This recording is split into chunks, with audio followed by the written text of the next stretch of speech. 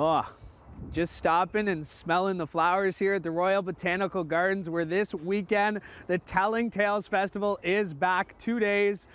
Some of your favorite authors will be here. Children literacy event, and it's back in person for the first time in 3 years, and lots of authors are going to be here, including Kevin Sylvester, who is here with us now. And Kevin, Louie, thanks for joining us here. Thanks for having me. How excited are you that this is back in person? You'll get to see the kids here today. This is the greatest festival, and having it outdoors when the kids come. And one of the things I love about this one is there's no safety net. Like, you are on your own. You have your book, you have some paper, maybe if you're an illustrator. That's it. No bells and whistles, no computers. So you kind of have to grab the kids with your words. And to have them there in front of you is the greatest feeling in the world. I cannot wait. It's going to be amazing. Your series, Hockey Super 6. Tell us a little bit about this. You got a couple of books in this series out. Yep. Hockey playing kids? They are kids who are not great at hockey, but they get zapped by an evil scientist with super freezing radiation. So they become super hockey players. And as the series unfolds, they grow together as a team.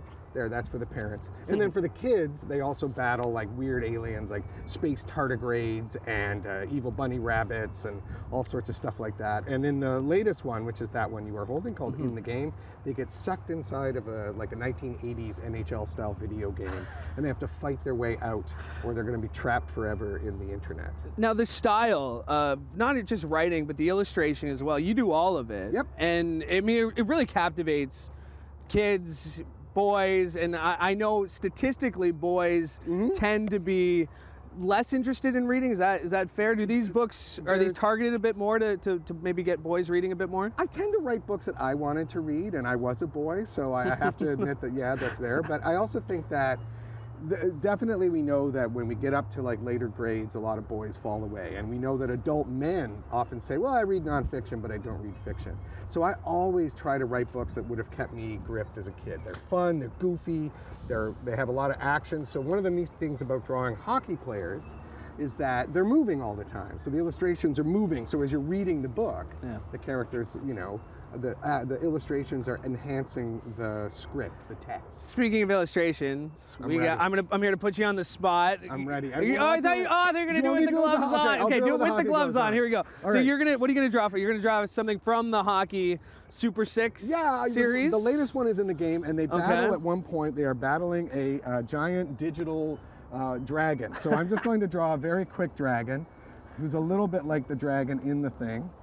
And when you come to telling tales, I also draw during the telling tales, and one of the things I try to do is make sure that the kids come away with little lessons that they can do themselves to help their own drawing. So this is just a super fast hockey playing dragon, so I will draw it harder in hockey gloves than I thought it was going to be.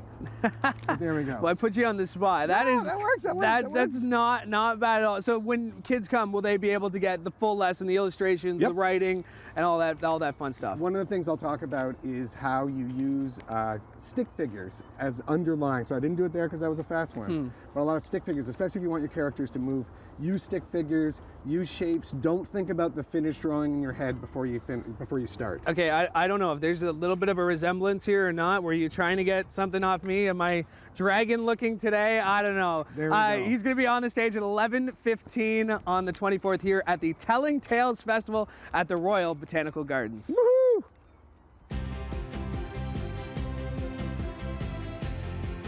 Yeah, we're back here at the Royal Botanical Gardens, where this weekend the Telling Tales Festival is set to return in person. 2 days, 30 features across the weekend, and authors, including live readings, including Amy Reed, who's with us now, and her book, First Morning Sun. She'll be reading it live, and this is what's great about this festival. It's for all ages of reading, and 0 to 4 is kind of an age that you are really focused on, especially with the title like First Morning Sun. Tell us a little bit about this book. Sure. It features the milestones of early childhood. So it starts with the first day, goes to the first nighttime rock with grandma, and follows through a bunch of common childhood milestones, ending with exciting things like the first day of school.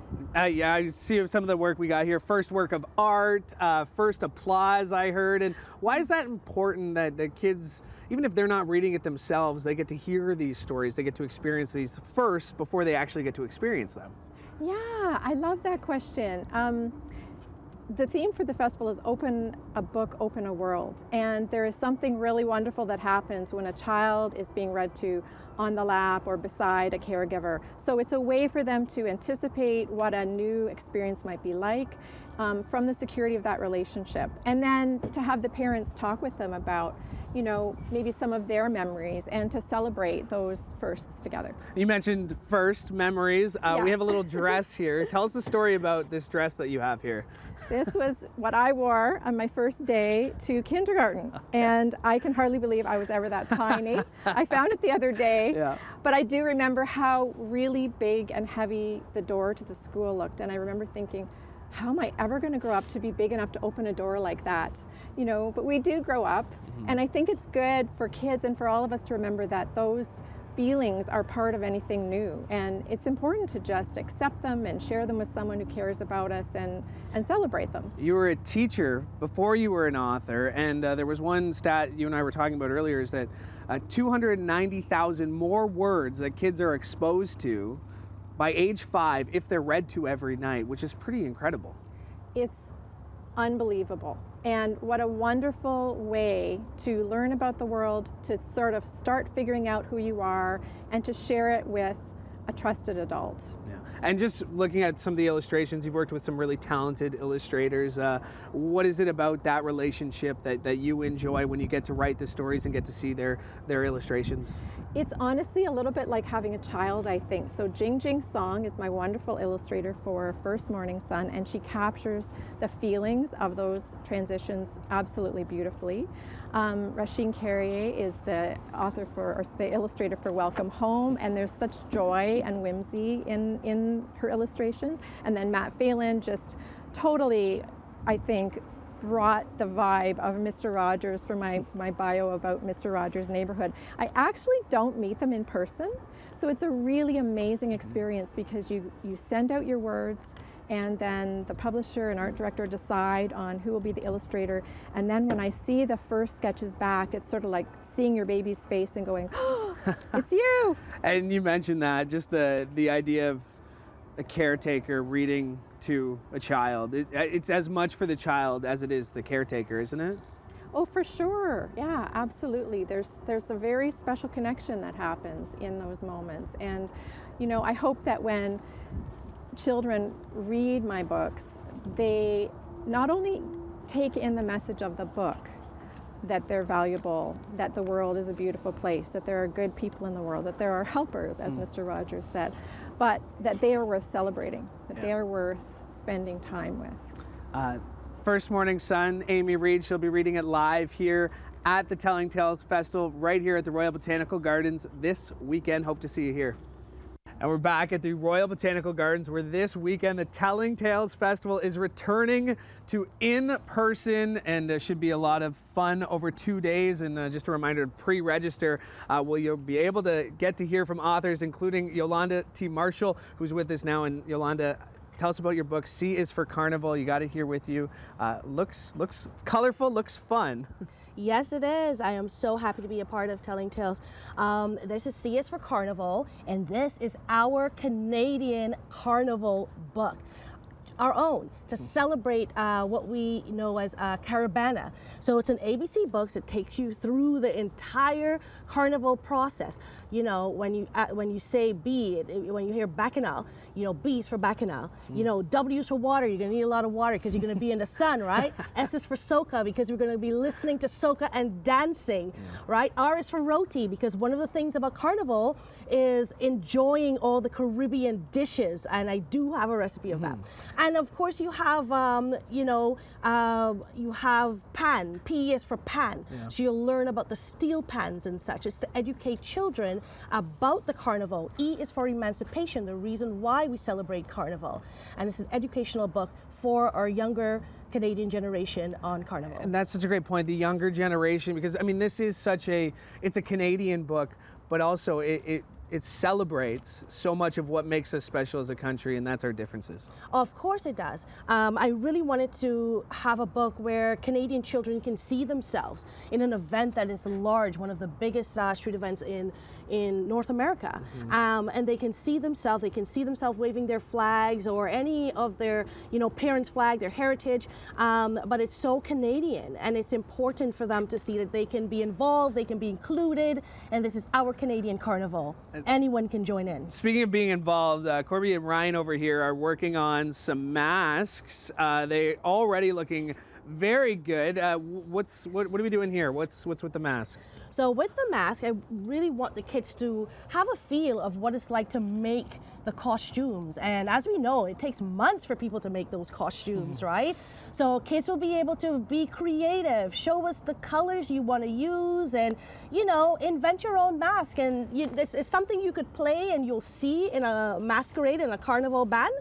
But it's for them to be creative, and look at that. She has a beautiful mask going on with the three feathers. The feathers and the little gems. jewels over She's here. got it. Yes. She's got matches her shirt too there. Yes. One of your other books, Hot Cross Buns. You've written over 15, but there's one theme. You mentioned the roadie in here. Yeah. There's one theme in your books.